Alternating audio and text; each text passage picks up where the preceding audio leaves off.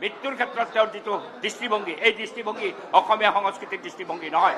আৰু তেওঁ তাক বিৰোধিতা কৰি পেলাই যিটো কাম কৰিছে তাৰ ফলত অচল অৱস্থাৰ সৃষ্টি হৈছে। আজি পঢ়া শুনা চলালে ছাত্ৰসকলে আন্দোলন কৰি আছে। এনে এটা গুৰুত্বৰ বিষয় যদি এছেম্বলিত আলোচনা কৰিব নোৱাৰি, তেতিয়াহ'লে ক'ত আলোচনা কৰিবা?